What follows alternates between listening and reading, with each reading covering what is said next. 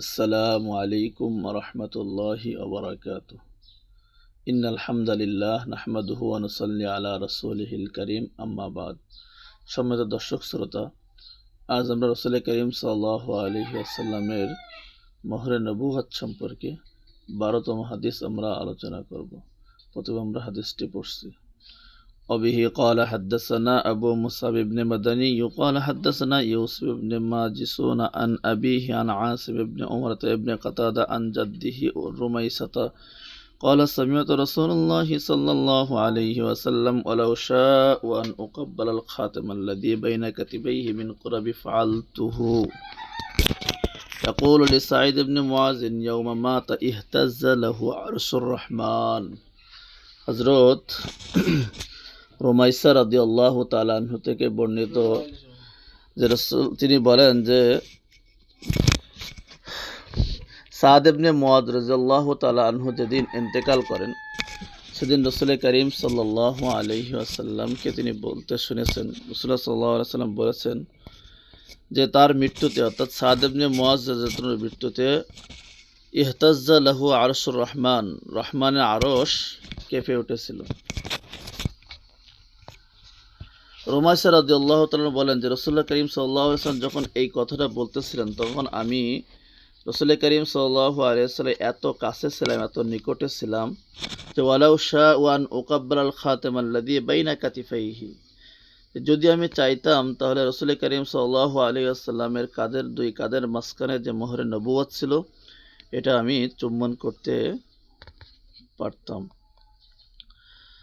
তো এখানে আসলে হাদিসের মধ্যে লক্ষণীয় বিষয় যেটা সেটা হলো যে রাসূল করিম সাল্লাল্লাহু আলাইহি ওয়াসাল্লামের মোহরে নবুয়ত যেটা রাসূল করিম সাল্লাল্লাহু আলাইহি ওয়াসাল্লাম দুই কাঁধের মাঝখানে ছিল, এই হাদিসটা সেটার উপরে দালালাত করে। রুমাইসা রাদিয়াল্লাহু তাআলা বলতেন যে আমি নবীজির এত কাছে ছিলাম যে চাইলেই সেটাকে আমি চুম্বন করতে পারতাম।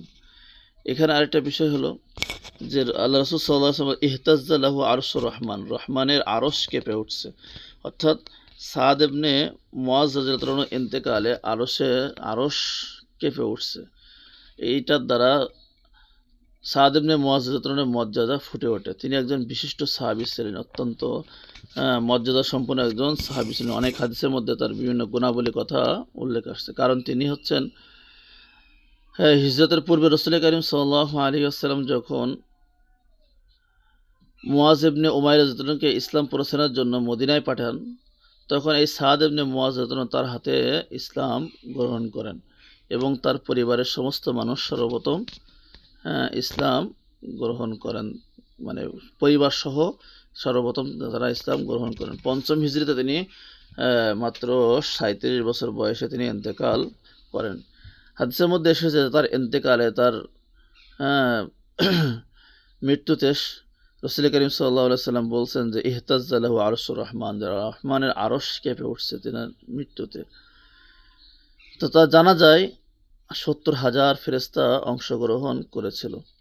আরশ কেঁপে ওঠার উদ্দেশ্য অনেক মুফাসসির বলছেন যে আরশ হাকিকতে অর্থে সত্যিকার অর্থে কেঁপে উঠছিল।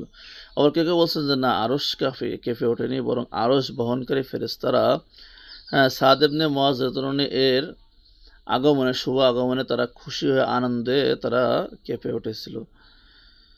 তিনি অত্যন্ত মর্যাদা সম্পন্ন একজন সাহাবী ছিলেন, অত্যন্ত মর্যাদা সম্পন্ন একজন সাহাবী ছিলেন।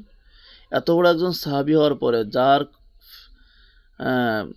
জানা যায় 70,000 ফেরেশতা আগমন করছে এবং আরশ কেঁপে উঠেছে, এমন একজন সাহাবীর ব্যাপারেও এই কথা উল্লেখ আছে অনেক হাদিসের মধ্যে যে সাদ ইবনে মুআজ রাদিয়াল্লাহু আনহুর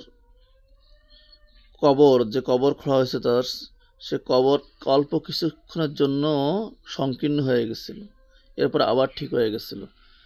তাহলে দেখা যায় যে তো মর্যাদা সম্পন্ন সাহাবীর কবর যদি সংকীর্ণ হইতে পারে, অল্প কিছু সময়ের জন্য হয়েছে, কিন্তু তার জন্য যেটা হইতে পারে তাহলে আমাদের কি অবস্থা হবে। এজন্য আমাদের সবসময় এটা নিয়ে, কবরের চিন্তা নিয়ে আমাদের সবসময় চিন্তা করা দরকার।